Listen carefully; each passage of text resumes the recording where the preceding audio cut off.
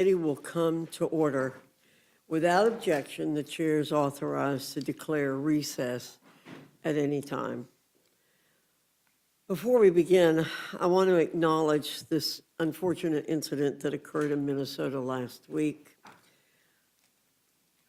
We need to hope and pray that there will be calmness, clearness of mind, and that the temperature lowering occurs, especially as the men and women of law enforcement are conducting their work in the field.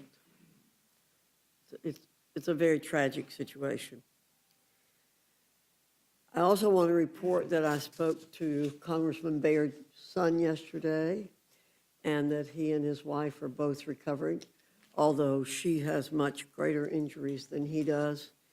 And he hopefully will be back today or tomorrow. Today, the Rules Committee is convening to consider 5 separate measures. It's the Education and the Workforce Day, H.R. 2262, H.R. 2270, H.R. 2312, H.R. 2988, and H.R. 4366.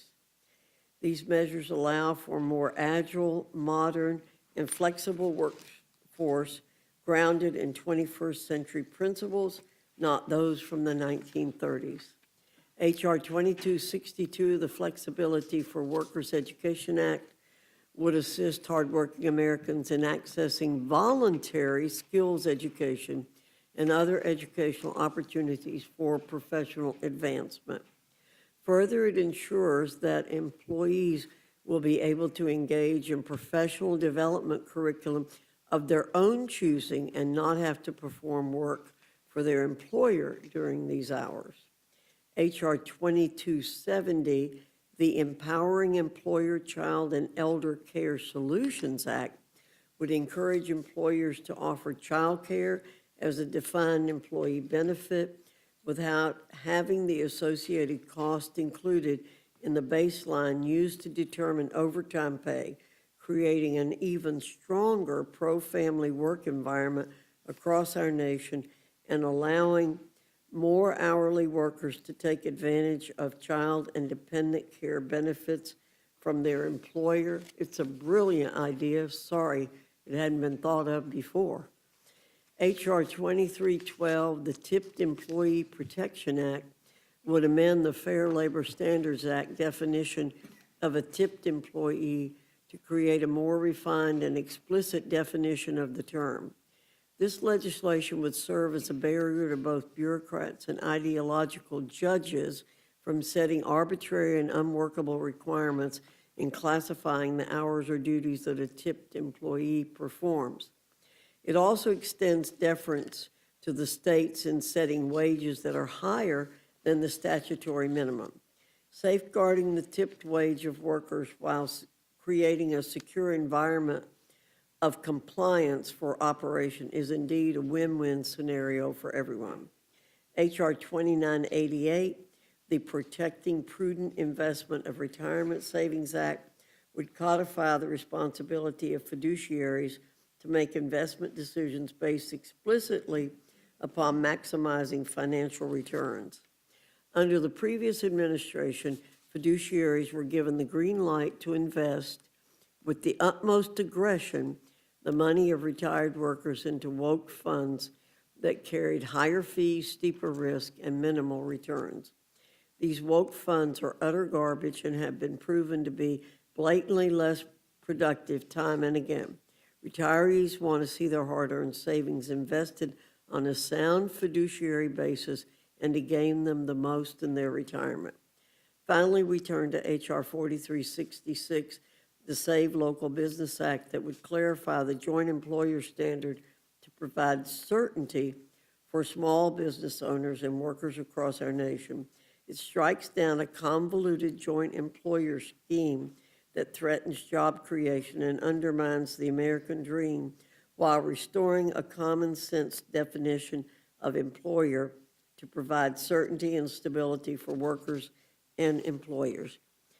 Job creators, employers, Job creation and growth yield prosperity. Detrimental regulations strangle opportunity and innovation for workers and employers alike. We have a slate of very positive pieces of legislation before us today. I'm very much looking forward to the discussion which we'll have. With that, I now yield to the ranking member, Mr. McGovern, for any comments he wishes to make. Well, thank you, Madam Chair. Today, we're considering 5 bills reported out of the Education and Workforce Committee. So let's be honest about what these bills do. They cut people's wages. They mess with people's retirement savings. And they hand out more loopholes so big corporations can squeeze workers even harder. Now, none of this is new. It's recycled nonsense, more giveaways for powerful interests, while working people pay the price. These bills weaken basic labor protections that generations of Americans fought for. They make it easier for companies to dodge responsibility.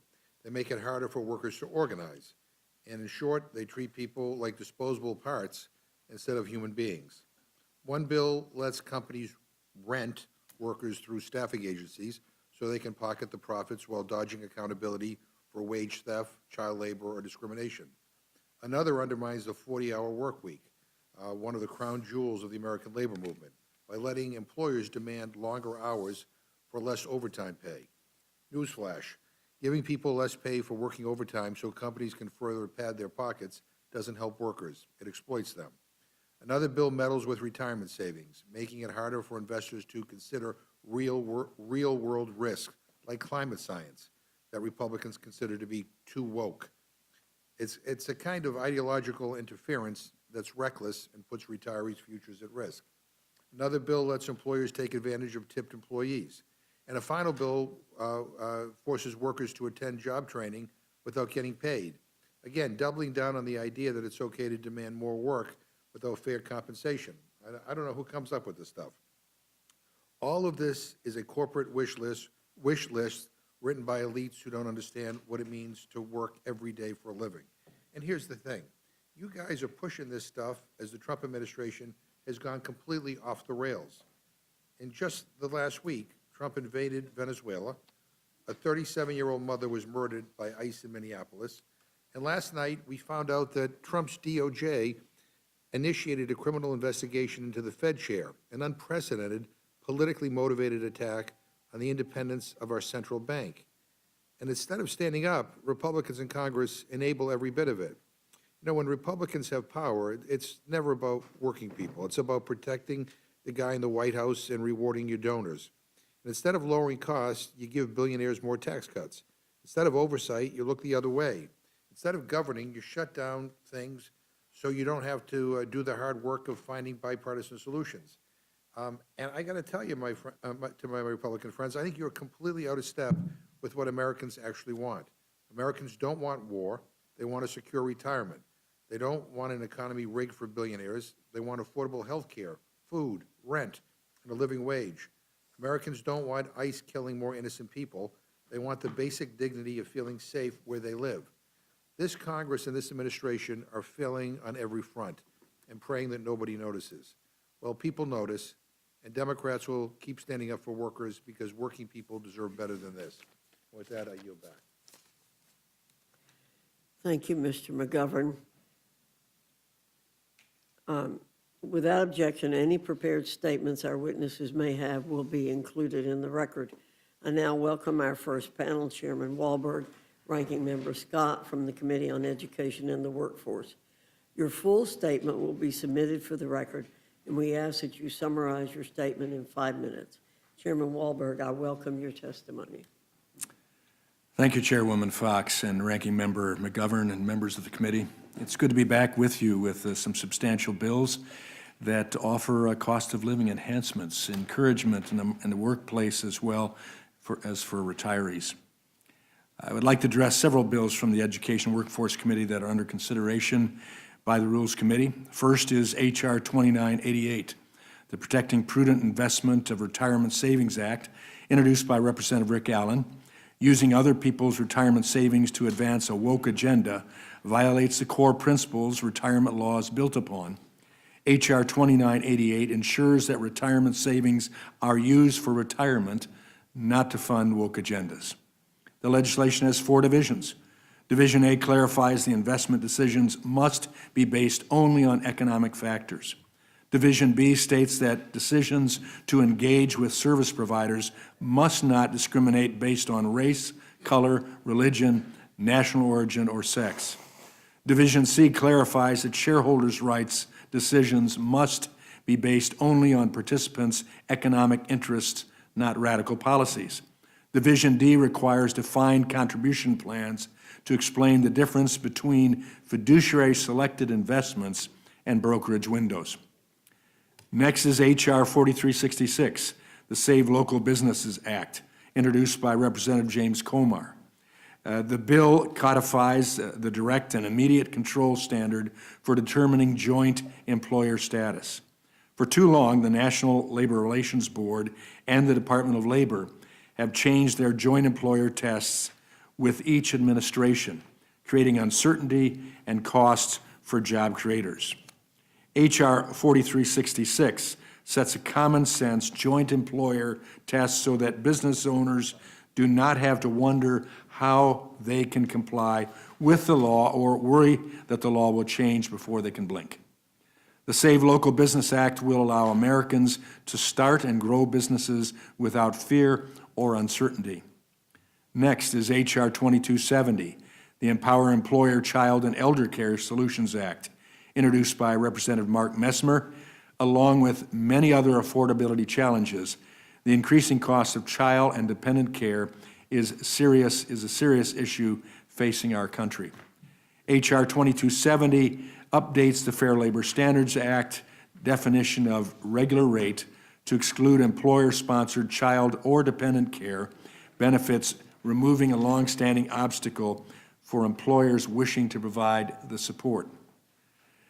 Next is H.R. 2262, the Flexibility for Workers Education Act, introduced by Representative Ashley Hinson. The FLSA discourages employers from offering hourly workers voluntary professional development because those hours are treated as compensable and may trigger overtime if the employee's weekly hours exceed 40 in a given work week. H.R. 2262 lets workers take optional training outside work hours without it counting as paid time. I've also offered a clarifying amendment to ensure that the bill's provisions do not create unintended consequences for related instruction activities in apprenticeship programs. Finally, H.R. 2312, the Tipped Employee Protection Act, introduced by Representative Steve Womack, addresses longstanding uncertainty in the definition of tipped worker. The FLSA defines a tipped worker as someone who customarily and regularly makes more than $30 a month in tips. Starting in 1988, federal regulators added what's called the 80-20 rule, which said tipped workers could spend no more than 20% of their time, or 30 minutes at a stretch, doing tasks that don't directly earn tips. This was nearly impossible for small restaurants and other businesses to implement. H.R. 2312 establishes a clear definition. Tipped employees are those whose tips and other cash wages together meet the federal minimum wage, regardless of how much time they spend on specific tasks. This will help small restaurants and other businesses comply with federal standards. Thank you, and I welcome any questions you might have. Gentleman yields back. Now recognize the gentleman from Virginia, Dean of the Virginia Delegation, Representative Scott. You're now recognized. Thank you, Mr. Chairman, and I want to thank you and the Ranking Member McGovern, and thank the Chairwoman for mentioning the situation in Minnesota. I would encourage her to make sure the investigation that's done includes state officials. When they're locked out, it just looks like a cover-up. And that one person that we all know will be involved in that, and that is our former colleague Keith Ellenson, who has an excellent reputation of openness, and we can expect a good investigation from him. Locking him and state officials out, I think, sends the wrong message. But I want to thank you for giving me the opportunity to go over these 5 bills. Too many Americans today work hard but still cannot afford the basics, such as groceries, rent, utilities, even more. They're also struggling to have enough money for the little extras to have a good slice of life of the American dream, like owning a home, taking your family on vacation, or even going to a restaurant occasionally. Simply put, the economy is just not working for everybody, considering that according to Moody's Analytics, the top 10% of earners are accounting for nearly 50% of all consumer spending in America. Obviously, we need some improvements. But even to make matters worse, last week's Bureau of Labor Statistics 2025 was the worst year for job growth in this country since President Trump's first term. You'd have to go back to 2009 to find the worst job year reported. Point out that 2025 had 3 years of job loss. President Biden went 48 consecutive months with no job loss. He created by now millions of jobs in his first term. Trump, in his first year, only a few 100,000. Despite this reality, this week the Republicans are now considering 5 bills that would actually cut workers' wages, undermine workers' retirement savings, and give corporations and bad employers more loopholes to take advantage of their workers. One, the Protecting Prudent Investment of Retirement Savings, that's the first bill, is premised on the Republicans' mistaken belief that they know best when it comes to investing workers' retirements. Under present law, retirement plan fiduciaries are required to make prudent investment decisions in the best interest of the plan participants and beneficiaries. The bill codifies 2 rules from the Trump administration's from the first Trump administration that imposed first-of-their-kind restrictions on plan fiduciaries' ability to consider what's called environmental, social, or governance, ESG factors when making up investment decisions and exercise their shareholder rights. Appropriate course of action, which was enacted in prior rules, is to permit plan fiduciaries to consider ESG factors so long as they don't diminish investment returns. As we know, such factors, whether it be rising sea levels or poor corporate governance practice, are relevant to a company's performance when retirement savings, which retirement savers invest in. It is sensible for plan fiduciaries to be permitted to consider such factors and be able to adopt them if they don't reduce investment returns, but unfortunately, the Trump administration is working away from those rules, and now the House is continuing to go in the wrong direction. Prohibiting even consideration of sea level rise that might put a real estate development underwater in 20 years just doesn't make sense. Can't prohibit them considering it. So-called woke funds actually do better than many funds that are not saddled with these restrictions, and certainly do much better investments in retirement funds and crypto investments, which have recently been approved. Finally, H.R. 2988 would undermine worthwhile efforts to increase diversity among asset managers. The GAO noted several years ago that only 1% of the $70 trillion in global assets under management is managed by firms owned by women or people of color. That's 2/3 of the population, 1%. There's no research to support the suggestion that non-diverse firms, those without diversity, outperform diverse firms. This would needlessly undermine what little progress has been made and actually raises questions about what problem we're trying to solve. 1% today. Are people so offended that women and minorities got 1% that we want to change the rules to make sure that they don't even get that?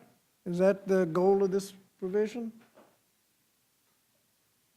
For these reasons, I oppose that bill and encourage colleagues to do the same. Next bill is Empowering Employer Child Elder Care Solutions Act, which would cut workers' wages. Under current law, employers must pay non-exempt workers the time and a half overtime premium for working more than 40 hours a week.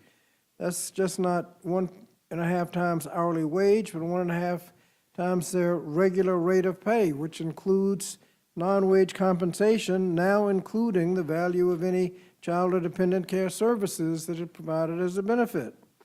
This bill would change the Fair Labor Standards Act to remove the value of those services from regular pay under the guise of something, and in the existing law already sets up modest incentives for child and dependent care. You can deduct the benefit as an ordinary cost of doing business. There are also some additional tax preferences for these kinds of child and dependent care benefits, but the bill purports to support families by encouraging businesses to help with child and elder care, but there's no provision in the bill that requires you to do it. In practice, it incentivizes employers to put pressure on employers to stay on the job longer, rather than expanding access to affordable care and just redefining the cost, just reducing the cost of overtime. Instead of helping families, the bill risks increasing time workers are kept away from their loved ones, thereby increasing, not decreasing, the need for care, while providing none of that care.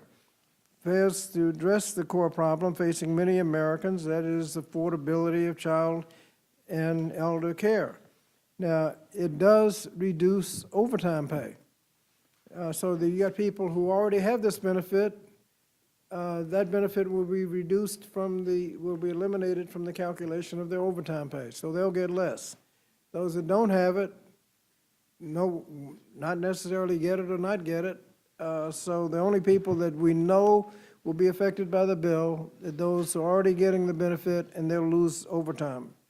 Next, we have the Save Local Businesses Act, which just does the opposite of what it says. Labor employment laws have long held that when a company that signs a worker's paycheck shares authority over terms and conditions of employment with other companies, multiple businesses may as a result be accountable for complying with the law. That's called joint employment.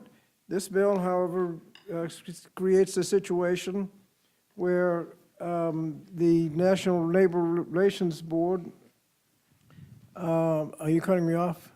Well, I'm trying not to, but I need you to hurry up because we're way over your 5 minutes. Okay. Rewriting the rules on who counts as a joint employer, the bill strips workers and protections that they've relied on for decades and usually leave the small business responsible for actions taken by a completely different company. If more than one company controls a decision affecting your job, both companies should be accountable. Let me just say that on the tipped employer situation, this creates a situation where people who are tipped employees gives the employer the opportunity to have a little loophole by having people who are paid the tipped wage, $2.13 an hour, and apply that to work they're doing that is not covered by the tipped wage. You get that when people are working as a restaurant server and as a line cook and going back and forth. Right now, you can only apply the tipped wage for the tipped work. This would fuzzify that line, and you'd really get credit for both. That's not a good idea. And finally, the flexibility for workers' education. This just means that if you don't technically require, if people know they're only going to get a raise if they take this extra course, they take the course, spend those extra hours working, they don't have to be paid. Right now, they have to be paid. If you tell them to go to work, take this course, they have to be paid their hourly rate for that course. And so for these reasons, we were trying to give the workers a leg up, not cut their wages and make life more difficult for them. So all of these bills should be opposed. Gentleman yields back. Now recognize Ms. Fishbach for her time of questioning. Thank you very much, Mr. Chair. And, I don't have any questions per se, but I just want to say thank you to the chair for bringing these forward, because we're bringing back common sense and economic growth. And so I appreciate that, because in my district, rural district, Making sure that small businesses are strong and they are able to thrive is incredibly important to keeping our rural areas alive. So I appreciate the bills that have come forward, and thank you for doing the work on that. And I look forward to passing these bills in order to make sure that those small businesses have what they need to thrive. Thank you. I yield back. Gentlelady yields back. Now recognize the gentleman from Massachusetts, Mr. McGovern, for his time of questioning. Yeah, thank you. I've noticed on H.R. 2988 that my Republican friends have updated the name of their bill from the, quote, Protecting Americans' Investment from Woke Policies Act. But as I read it, the content kind of remains the same as when we previously dealt with this. Recycle policies that make it harder for people to invest in a way that reflects their morals, and make it harder for retirement plan managers to take into account environmental, social, and governance factors known as ESG when they're investing. But, you know, the generally talk about common sense. Well, you know, in my opinion, this is about common sense, right? I mean, considering whether an asset may be underwater in 15 years due to sea level rise isn't woke. I mean, it's strategic risk-based investment planning. So, I mean, Mr. Chairman, you know, I just want to, just for clarification, just want to ask you if the following investment decisions are woke or not. It's a simple kind of yes or no answer. I mean, is it woke to consider wildfire mitigation practices that could put investor returns at risk? Is that woke? I would say that it could be, but I would say it also an investor with a fiduciary that has concern about their outcome. If that would be something that would significantly impact them, it's not prohibiting them from taking that into consideration. Well, in 2021, PG&E filed for bankruptcy when one of its transmission lines sparked a wildfire, leaving investors holding the bag. Yes or no, is it woke to consider drought impacts that could put an investor return at risk? Would that be woke? If the drought impact would significantly impact the investor in the bottom line, I would think that the investment manager, the fiduciary, would be looking at it, that type of thing. Yeah, We're not prohibiting that. I raised It's that common because sense. According to the Trump administration, you know, 45% of the country is currently in drought. I mean, you know, climate risk is a legitimate factor, you know, for these investors to consider. Is it woke to consider corporate governance practices like what accounting standards a company uses if they could put investor returns at risk? Is that? Well, I would hope that common sense would dictate investing. If there's regulations for certain businesses in certain states that would reduce the ability for the customer, the investor, to make a significant return, that the advisor would say, that's not where we're putting your money. Yeah, and I say that because if investors can't look at this, I mean, investors would not be able to assess potential fraud, just like what happened with Enron, I'm thinking of in this instance. Yes or no, is it woke to consider how a company treats its workers, or even whether companies are employing U.S. citizens versus non-citizens, if those factors could impact investor returns? I take that, again, with the research that a investment counselor, advisor, fiduciary would do. What we don't want is a mandate that has to be the case. That's the challenge there. So again, we're talking common sense and freedom to make decisions for the best interest. Yeah, I'm just trying to understand what this bill does. It says those things can't be mandated. Well, I mean, The Biden-Harris ESG rule was just the opposite. It explicitly intended to advance the radical agenda through the investment yeah, practices. I mean, the things I'm talking about are not advancing a radical agenda. I mean, Mr. Scott. There's no, the most aggressive ESG allows you to take those into consideration so long as it does not adversely affect the investment returns.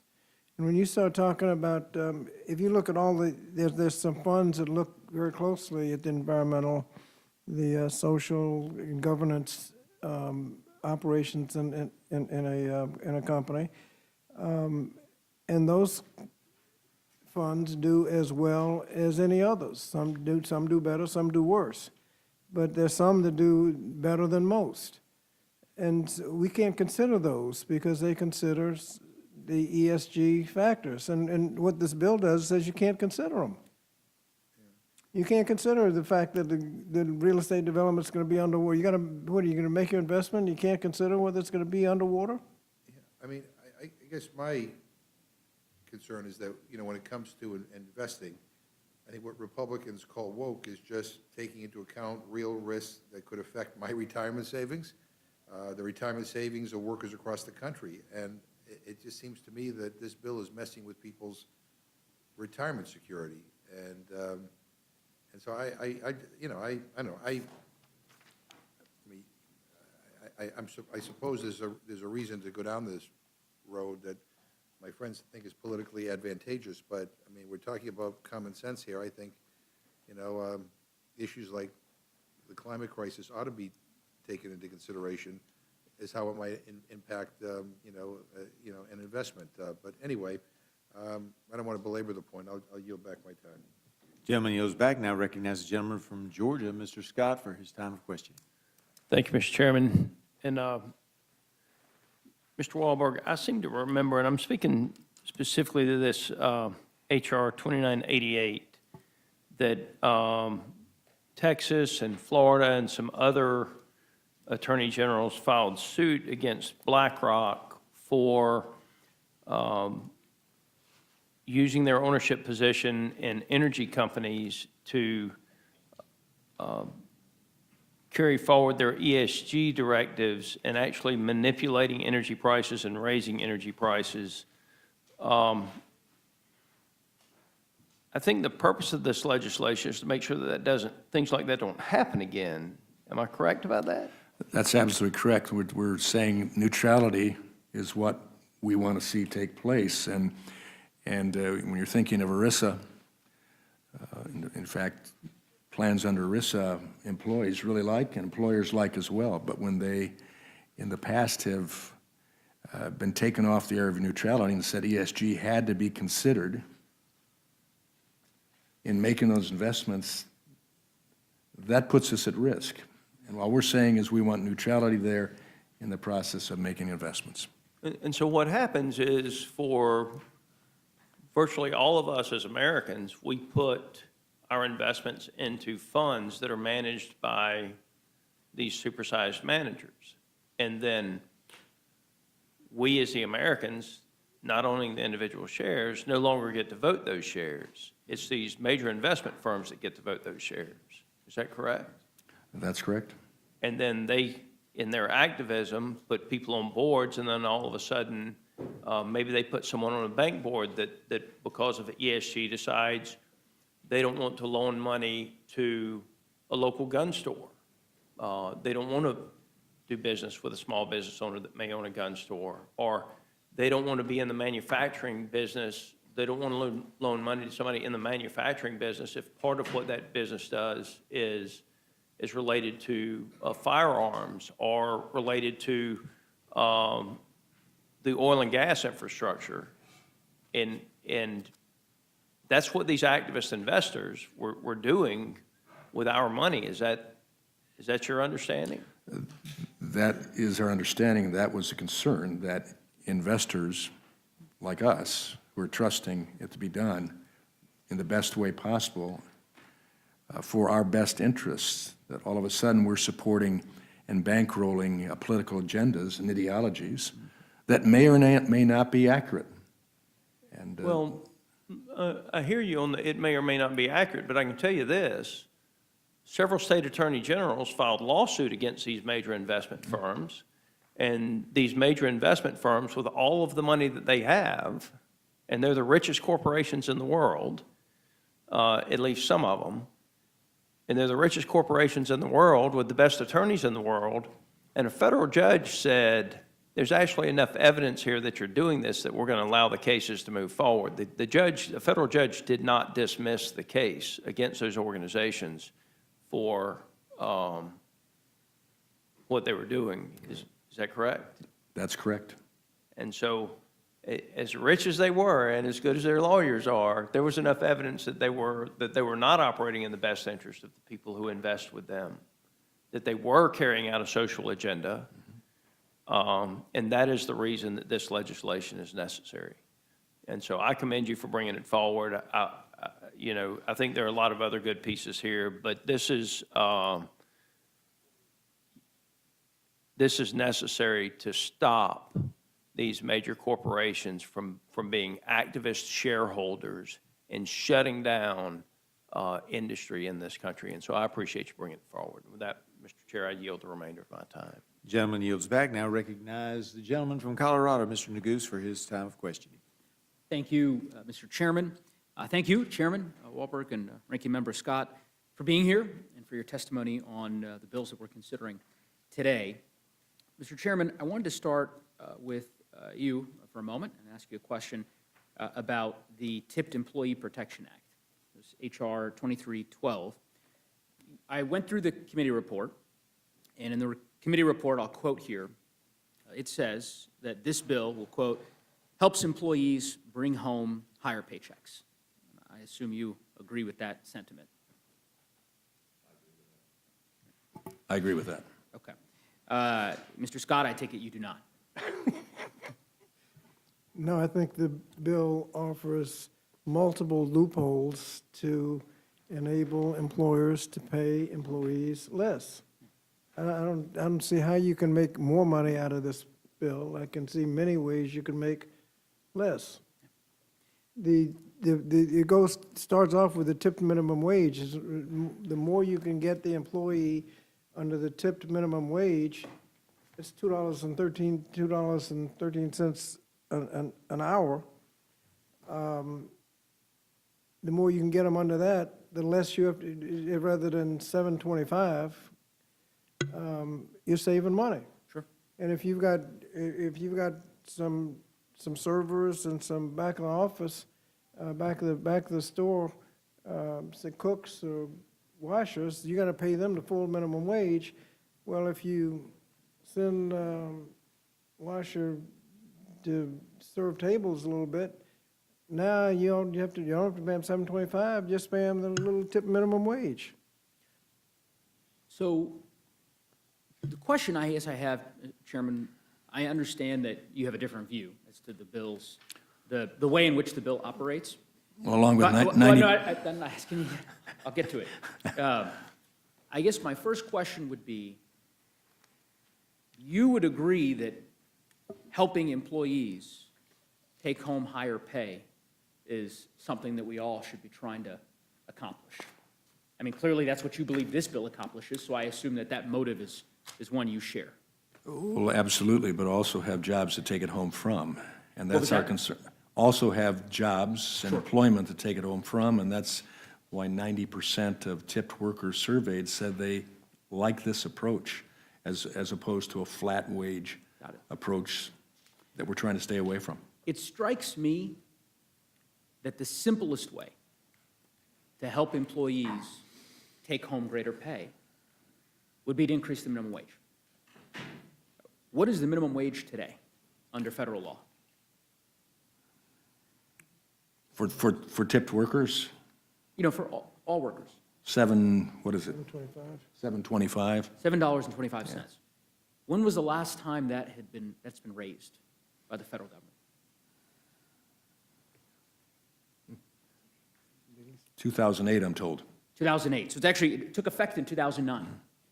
So 17 years is how long workers across the country, in particular in the 20 states that still use the federal minimum wage as the floor, that's how long they've gone without a raise.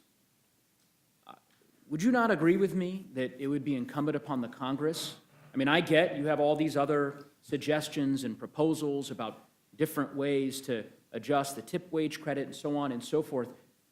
Why not increase the minimum wage for the first time in 17 years so that Americans who are working hard can finally be able to get the raise that they deserve? Well, as you've said, there are states that have gone beyond the federal wage. 20 have not. Michigan has. Those are choices. I'm happy for Michigan, Colorado too. But what about Pennsylvania? Those are choices that states can make. A one-size-fits-all coming to federal government. You don't think there should be a federal minimum wage? I think it's difficult. We have a federal minimum wage. Yeah, and I'm just suggesting, why not? 17 years is a long time, Chairman. Yeah. Well, this- I can't, let me say it this way.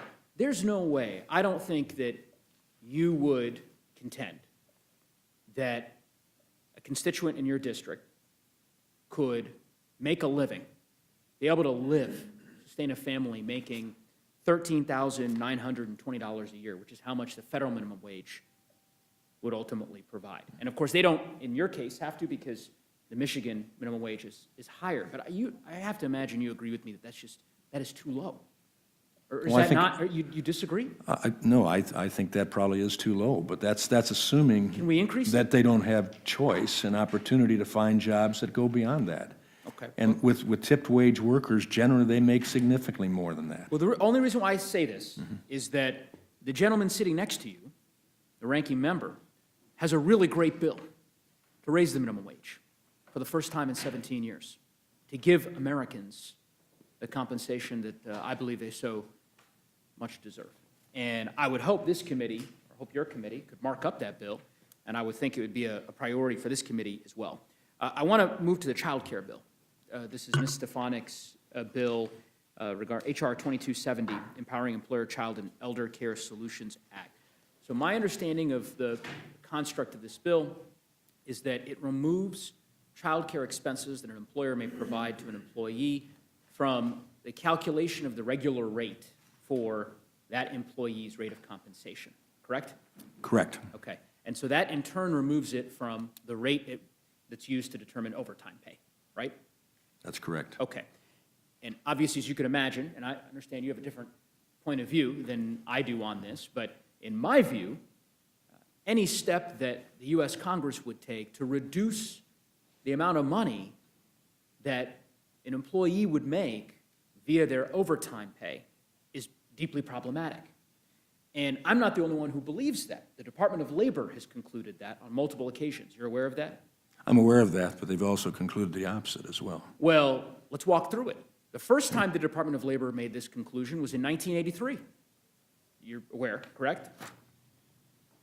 I'll take your word for that. Yeah, I wasn't alive yet, I wasn't born yet, but this, I can tell you, I've gone through it. I was. All right, well, then you would be able to tell me who the president was in 1983.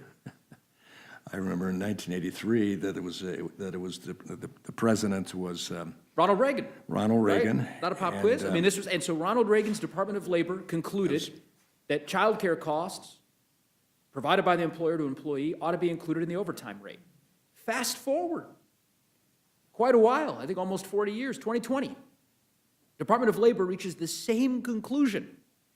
And I suspect you know who was president in 2020. I do. Donald Trump, right?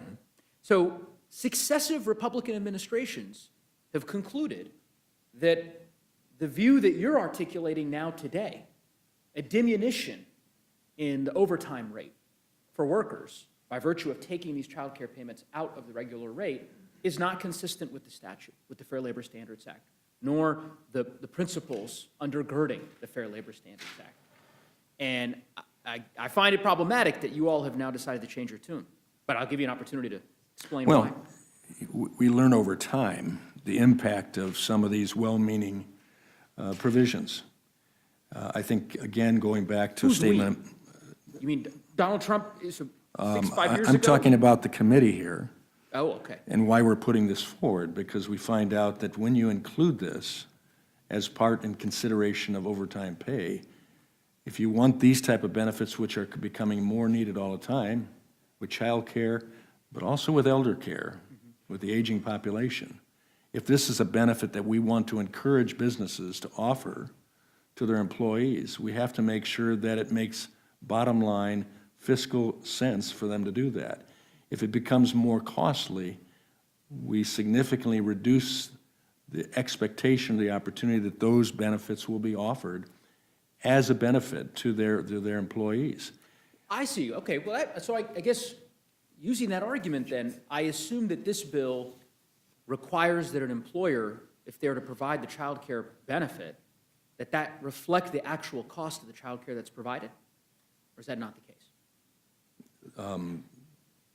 Repeat that again. Well, your point here, you made an argument that this would incentivize employers providing more child care benefits to their employees because they no longer have to use those, that amount within the, for calculating the regular rate for purposes of determining Correct. overtime pay. I'm simply saying, is there a requirement in your bill that the benefit that's provided by the employer actually reflect the cost of the childcare? I would assume. No, the answer is no, Mr. Chairman. You're assuming wrong. Or am I mistaken?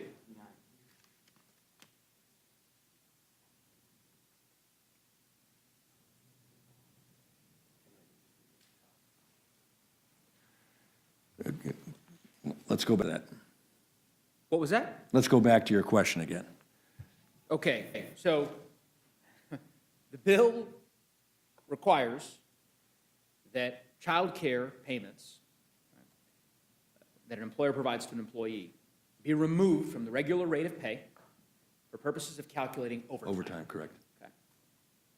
Your argument is that that will incentivize employers to provide more child care benefits. Would it, Got it. And I'm saying, my question to you was that your bill, surely, if you care that deeply about providing or incentivizing employers to provide child care benefits, I assume your bill would have a basic requirement that those child care benefits. we don't have a requirement for that. Correct. That's correct. There's no requirement in No, this there isn't. bill. So an employer could, provide some meager amount that doesn't come close to paying the cost of childcare. I'm sure, and if childcare is anything like it is in Michigan as it is in Colorado, it is prohibitively expensive. And I'm telling you, I have a 7-year-old daughter and a 2-year-old son, so it is expensive. You're talking about thousands of dollars every month. An employer could choose to provide some nominal payment, remove that amount sufficient to drop that overtime rate of pay so that they're saving money on their bottom line. And at the end of the day, the only person who loses in that scenario is the employee. Right? If that's what's done by the employer. Yeah. Okay. Well, in light of that, and I appreciate your But a honest answers. competitive framework of employment, Sure. And I'm Makes a hopeful- challenge. No, I hear you, and I think you answered that question honestly. So last question, because the chairman's indulged me. I appreciate this. Could I want to cover the retirement bill, just briefly. Or Could- may I give the ranking member an opportunity to No, opine here? you left Yes. one category out, people who already have the benefit. Oh, sure, of course. That's right. Yeah, correct. They just lose. Yeah, the ranking member makes a valid point. So today, there are a plethora of workers who are receiving child care benefits from their employer. But those benefits are also used to calculate their overtime rate of pay. And under this bill, if this bill were to become law, they would just lose, as the ranking member said. You're talking about their paychecks getting docked. But I want to go to the Protecting Prudent Investment of Retirement Savings Act, HR 2088. The ranking member, McGovern, covered this extensively. This bill essentially would ensure that investment managers could no longer use diversity as one of the sort of guiding factors behind any kind of management investment decisions, correct? that's correct. Okay. There's about $82 trillion in financial assets that are under management in the United States of America. Does that sound about right? It's a lot of money, It's a lot of money. a lot of money. Do you know what percentage of those assets are managed by women-owned firms, minority-owned firms? I don't know. That's, 1.4%. $82 trillion. $82 trillion managed by investment firms in the United States of America. And 1.4% are managed by women or minority-owned firms. I do not understand what problem you are attempting to solve, with all due respect, Mr. Chairman. I don't, explain to me. are you suggesting that we do require? No, I'm Investment? suggesting that you're spending our time here essentially trying to codify into federal law a ban on any consideration of diversity with respect to investment management decisions. And I'm telling you that, as least as I can currently tell from the empirical data that's out there, this doesn't seem like a particular problem that needs solving. $82 trillion managed by investment firms?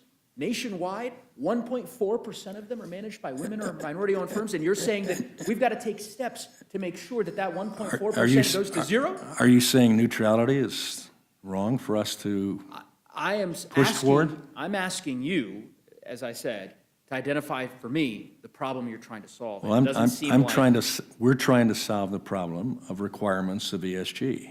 And that's because why? Because 50% of the No, it's not based. investment management No, it's firms not- are managed by No, it's not women and based on that at all. minority-owned It's based upon the facts of neutrality and being fair and letting the system work itself, which well. apparently,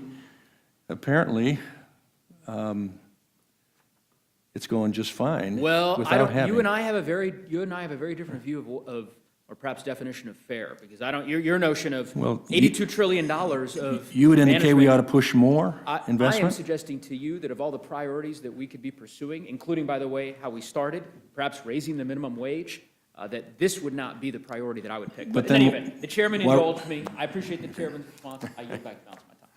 Thank the gentleman for yielding back. Now recognize the gentleman from South Carolina, Mr. Norman. Thank you. I want to thank each of you for coming. I'll be very brief. Mr. Scott, have you ever run a business, hired people, fired people? Yes, What kind? law firm. Okay, that's hourly based, isn't it? Say again? That's hourly based billable hours, isn't it? I mean, for the most part. Country lawyers don't do much hourly work. Mr. Wahlberg, have you run a business,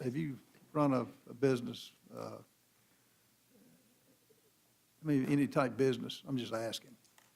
I've signed checks for employees working as a president of an entity, Okay, but I haven't owned the business. okay. Well, I'm in the construction world. We hire, been doing it for a long time. You know, the last time, Mr. Goose was talking about the minimum wage hasn't been raised for 17 years. You know, the last time I have ever heard or ever hired anybody at $7 and, what is it, 25 cents? Guess how long that's been? Yesterday. 30 years, minimum. The employer hires and has to make a profit, whether you're a bank, construction company, would you not agree? The employers I talk to, that's absolutely correct. And you know, we've And it's had- competitive. It's competitive. That's what made this country great, competition. That employee, some of our best employees, you know what grade they had to frame a house? What grade they went to? A lot of them didn't. High school. Some of our best people are making $20 and $30 an hour. This business of using quotas that the woke mentality has, it sure doesn't apply to sports teams.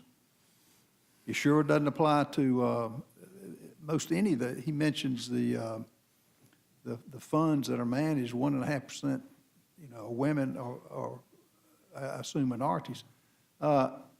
Is there such a thing as that 1.5% probably were experts in their field? Do you think any hedge fund looks at somebody's color of their skin, or they look at their education, they look at what their record? Is that out of the realm now of a possibility? I would guess that generally is the way they do it. Again, the bottom line is important, and then finding the employees that are capable of doing the job and doing it in such a way with the employees that they stay. I'm sure you didn't want to rehire and rehire and rehire. You No, want and to I have have good some employees. employees that I wouldn't pay $4 an hour.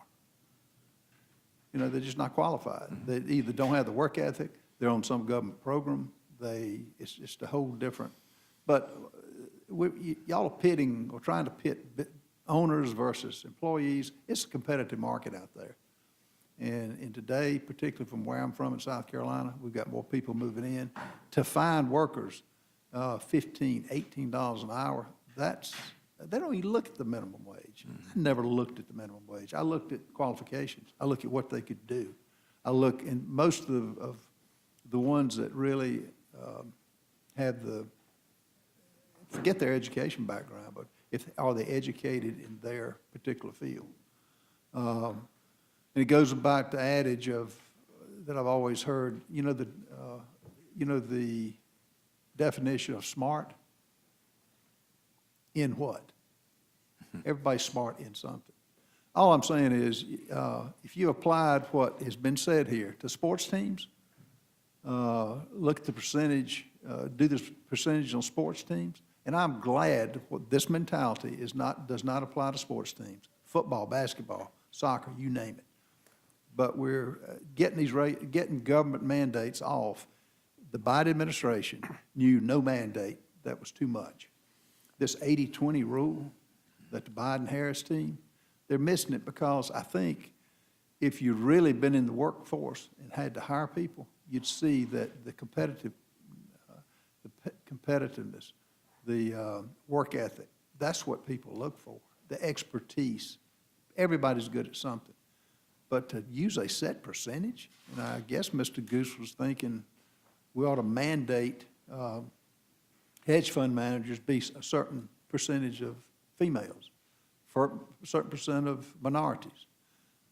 Then apply that to across the board. If you're going to do that, let's apply it to every sport in this country. Let's apply it to every hedge fund, see how far that goes. It does not make sense. Common sense isn't so common. That's where the left just doesn't get it, because they've never been in the real world to have to make a profit, which provides the taxes for our fire departments, our police departments, our the things we want to support. You know, and it's this conversation is amazing. But thank you all for what you're doing to get try to get this government, particularly with the wokeism, out of it. And it never made sense, doesn't make sense now, and appreciate you bringing this forward. I yield back. Gentleman yields back. Now recognize the gentlelady of New Mexico, Ms. Ledger Fernandez, for her time of questioning. Thank you. And as somebody who's actually run a business, owned a business, managed a business, I think the question before us is really on whose side is Congress going to be, right? And what surprises me is the fact that right now Americans are hurting. It isn't a moment in time where Americans are feeling great, right? Unemployment, record high, is that right? Right? Chairman Wahlberg, you have to acknowledge that unemployment is at a 4-year high. But not a record high. I'm sorry, I said, that's why I changed. We still it. have a It's at Biden, we have a 4-year Biden high. hangover we have to get over with, so. Well, unemployment is at a 4-year high. We have added fewer jobs in 2025 than we did in 2024. The ranking member pointed that. Are you going to debate that? You're going to dispute that? 2 million jobs are added in 2024 and 23, and how many were added in 2020? Private sector or public sector? How many jobs were added in 20? Private sector or public sector? I think you have to look at that. 584,000 jobs. Was that Well, what you cited? Private sector or public sector? 584,000 jobs were added in 2025. And I think that this is the moment where Americans want us to address the fact that Congress can either put their thumb on the scale to help workers or to help big corporations. And what we did in the big, beautiful bill was to help billionaires and big corporations. And now in the bills before us, we're standing with big corporations once again. And I want to take up, you know, we've addressed things that, you know, I agree with what my colleagues have raised, but I want to touch on child labor. Ranking Member Scott, is there still a problem of child labor in the United States? I'm sorry. Oh, I'm Yeah. sorry. Yes, and the sanctions for violations are woefully insufficient. Right. And when we look at, I think that, I have a figure here that looks like there were the Labor Department in 2023 found 102 children from 13 to 17-year-olds had been illegally employed to work at slaughterhouses by third-party contractors. Those children were doing very dangerous work, cleaning meat processing equipment, brisket saws, head splitters, and some of those children were injured. Now, they have the Save Local Businesses Act. The titles of their bills always do the opposite of what is carried out. Can you explain how the Save Local Businesses Act could potentially give a pass to those subcontractors who might have brought these children into those meat packers? Well, the employer, in quotes, the employer would be responsible for the violation. And the other question is, who is the employer? If it's the temp agency that got them there, or is it the meat house that's working them? Actually, it's both, and that's why you have joint employment. They're both responsible. There have been some definitions of who's an employer that are so tight that when you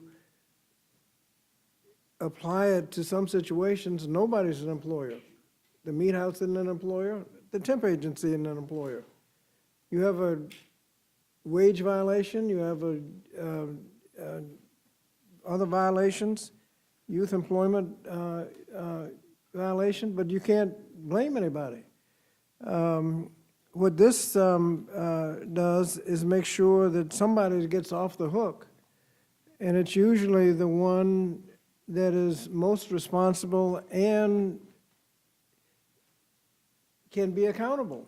Sometimes the temp agency is a fly-by-night operation. When they finally come down and hold them accountable, you look up and nobody's there. They close the office and run. Then you go to the meat house and say, it wasn't us. They're the employer. We don't believe in joint employment, so it's them.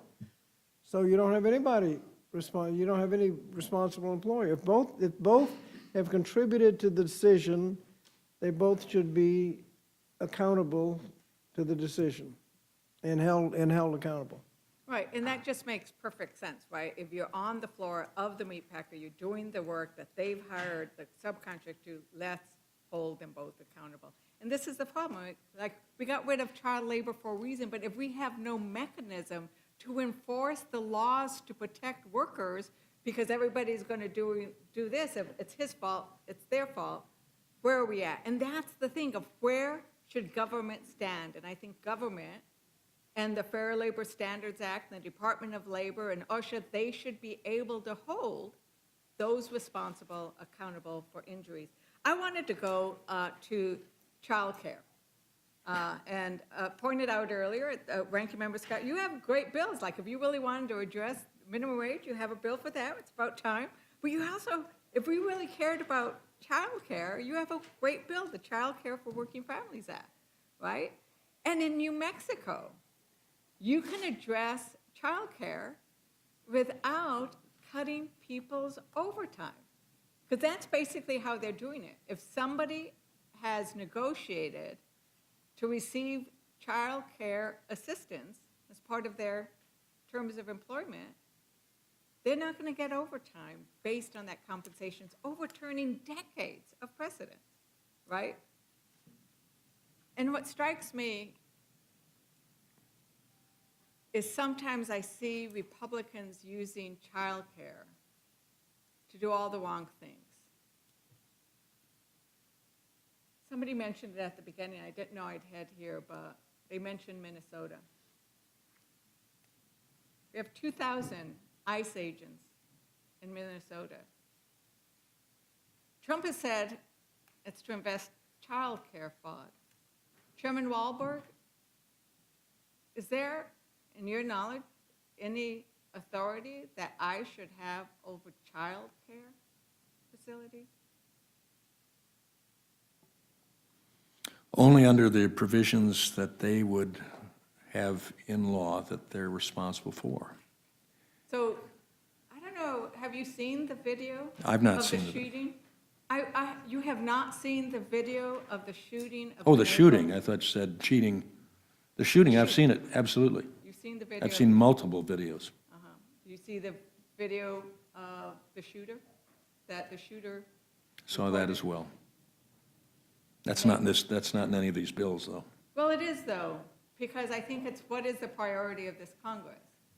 And when you have 2,000 agents going in, who are clearly masked, for terrorizing the local community, who shoot a mother of three times in the face, and we don't conduct any oversight, and the ostensible reason they're there is about childcare fraud, I think it is something that Congress needs to take up. And I think our failure to demand an investigation and to demand that there be oversight of what ICE is doing in our communities is a responsibility of this Congress. And our failure to do it has Americans upset, because this is not an America that people want to see, where you have masked agents shooting people, ramming people with their cars, threatening people, terrorizing a community. That's not the America that I think we want to live in. But what these bills do is clearly fail to stand with working Americans, and they strip away way too many rights. And for that reason, I hope that we oppose them. And with that, Mr. Chair, I yield back. Gentlelady yields back. Now recognize the gentleman from Georgia, Mr. Jack, for his time of question. Thank you, Mr. Chairman. And since Minnesota was invoked, I'd like to yield to my distinguished colleague, Representative Fischbach, for a few moments. Thank you. I appreciate having the opportunity to respond to a few things since I am from Minnesota. And just so you know what the ICE agents, and this isn't on topic, but since it was referenced, what the ICE agents are doing in Minnesota is just a couple of things that they did in the last couple of days. They've removed from Minnesota Mang Chen, and he was an illegal alien from Laos convicted of homicide, vehicle theft, possession of stolen property, and assault with a previous arrest for arson. They have arrested, and forgive me for the pronunciation, Cao Yang, illegal alien from Laos convicted of sexual assault, lewd acts with a minor, and procuring a prostitute. They have arrested Blayan Lawrence Yo, illegal alien from Liberia, convicted of rape, robbery, sexual assault, larceny, obstructing police, assault, robbery, and possession of stolen property. And I could go on. And I could go on, the folks that they are taking out of the community in order to make it safer.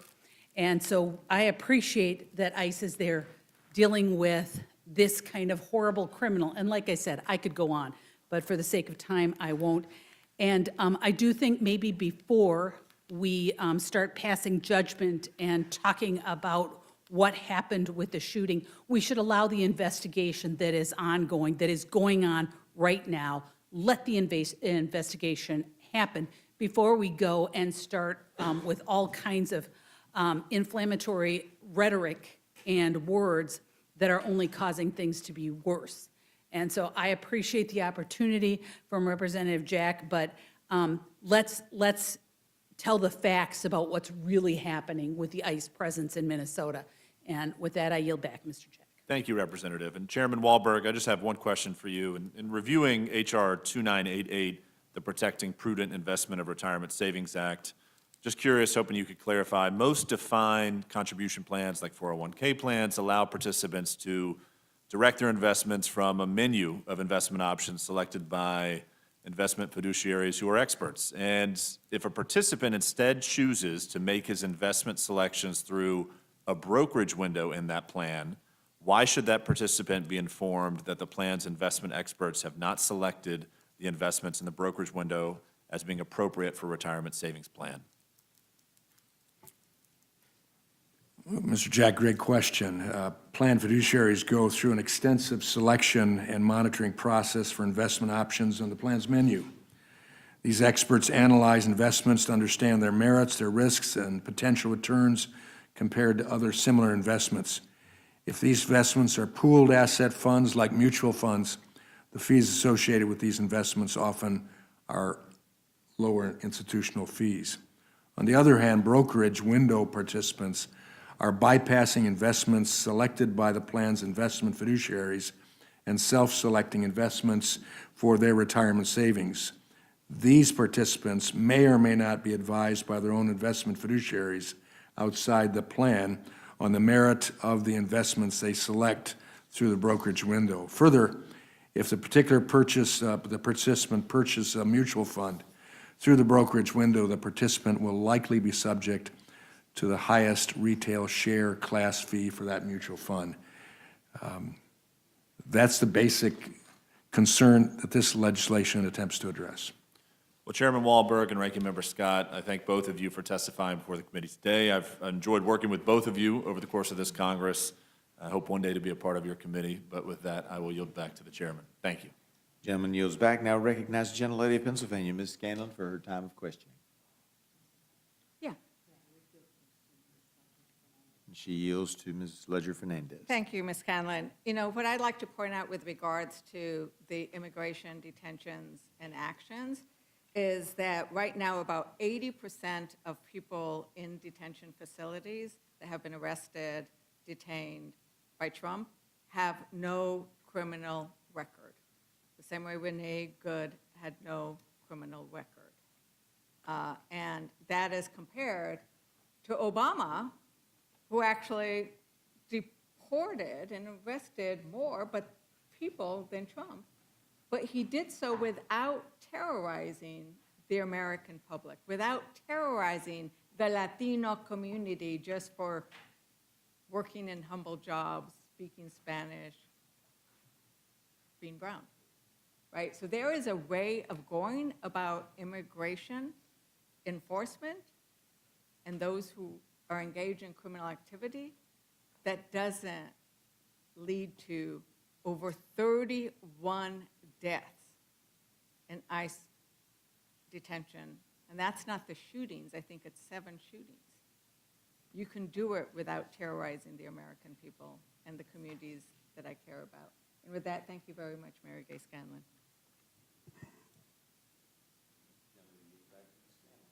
Thank you. So much I want to say about the ICE enforcement, but I'll save that for another time. Look, the bills we have before us today with this panel do seem to have one thing in common. They all put their finger on the scale to boost business profit margins at the expense of employees. We've heard a lot of misleading claims from our colleagues that these bills are good for workers or good for the economy, but that really isn't true. The only group that benefits from this legislation is bosses, owners. They erode the shrinking rights that workers have in the workplace to protect themselves from wage theft and from unfair workplace conditions. You know, as usual, we see some creative bill naming strategies here, like the Flexibility for Workers Education Act.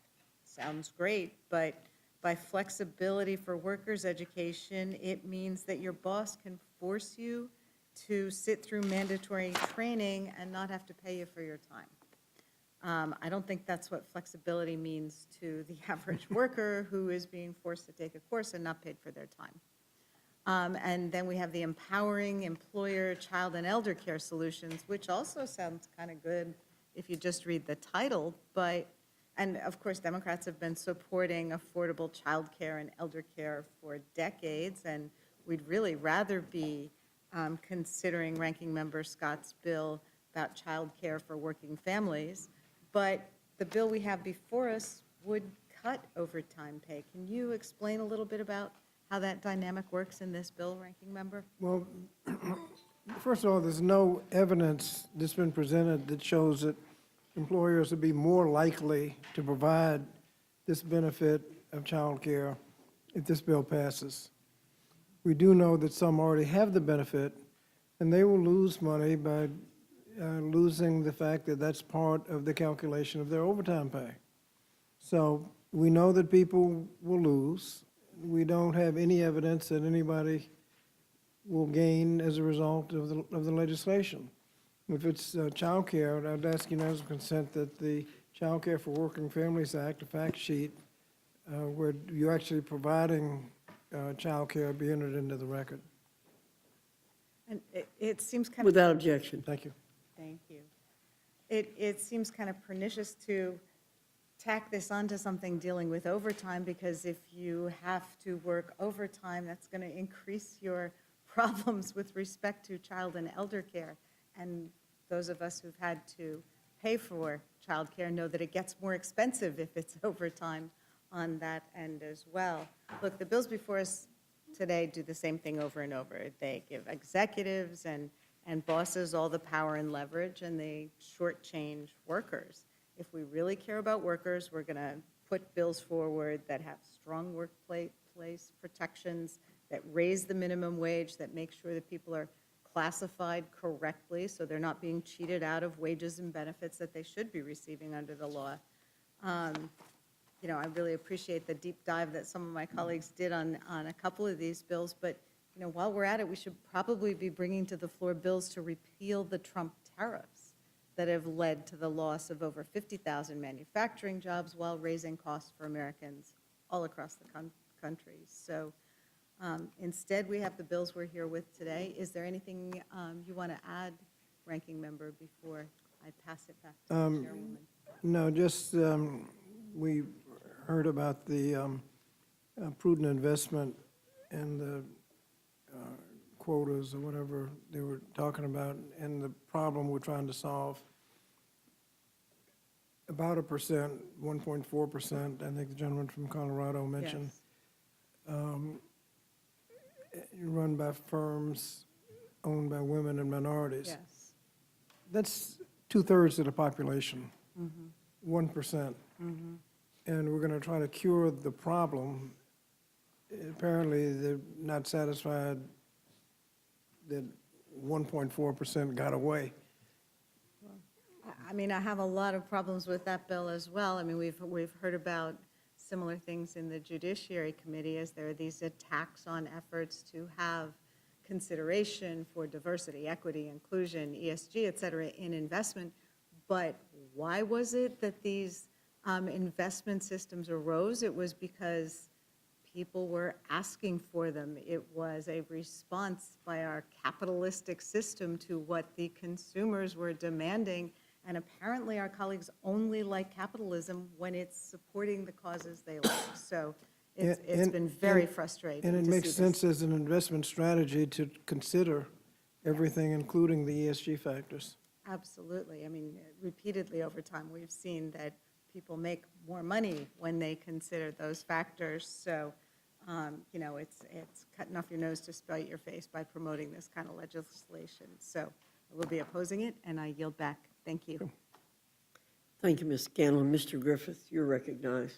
Thank you, Madam Chair. I'm going to just stick with the issues because there were a lot of issues that don't have anything to do with these bills, but I'm going to stick with the issues that deal with these bills. And just one point I want to make, I read the bill related to not receiving pay for taking classes up one side and down the other. And Mr. Chairman, am I correct that it says in about 3 places that the employer cannot mandate that they take the class? They can't imply that they need to take the class in order to stay employed or do this or that, but that sometimes people just take classes because they want to improve their position, perhaps for a future promotion or taking on more responsibility in hopes that they'll get more pay down the road.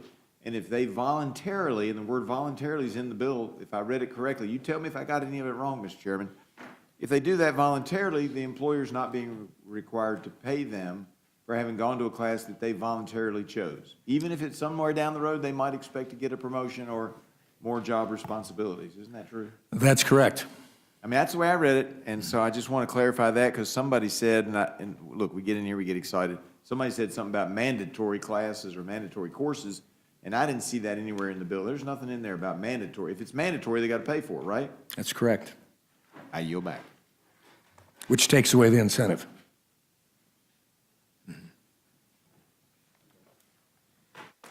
Thank you, Mr. Griffith.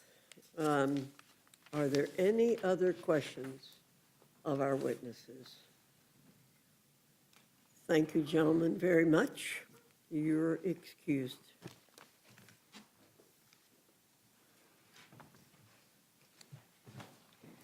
Is there anyone else seeking to testify on HR 2262, 2270, H.R. 2312, H.R. 2988, or H.R. 2366? Seeing none, this closes the hearing portion of our meeting.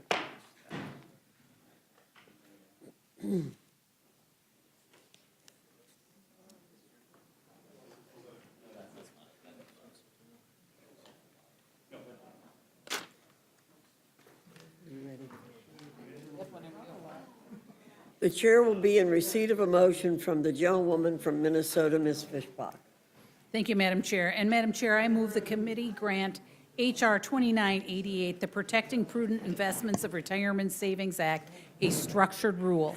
The rule waives all points of order against consideration of the bill. The rule provides that the amendment in the nature of a substitute recommended by the Committee on Education and Workforce, now printed in the bill, shall be considered as adopted, and the bill shall, as amended, shall be considered as read. The rule waives all points of order against provisions in the bill as amended. The rule provides 1 hour of general debate equally divided and controlled by the chair and the ranking minority member of the Committee on Education and Workforce, or their respective designees. The rule makes in order only the further amendment printed in Part A of the Rules Committee report. Each amendment shall be considered only in the order printed in the report and may be offered only by a member designated in the report. Shall be considered as read, shall be debatable for the time specified in the report, equally divided and controlled by the proponent and opponent, shall not be subject to amendment, and shall not be subject to a demand for division of the question. The rule waives all points of order against the further amendment printed in Part A of the Rules Committee report. The rule provides one motion to recommit. The rule further provides for consideration of H.R. 2262, the Flexibility for Workers Education Act, under a closed rule. The rule waives all points of order against consideration of the bill. The rule provides that the amendment in the nature of a substitute recommended by the Committee on Education and Workforce, now printed in the bill, modified by the amendment printed in Part B of the Rules Committee report, shall be considered as adopted, and the bill as amended shall be considered as read. The rule waives all points of order against provisions in the bill as amended. The rule provides 1 hour of general debate equally divided and controlled by the chair and the ranking minority member of the Committee on Education and Workforce, or their respective designees.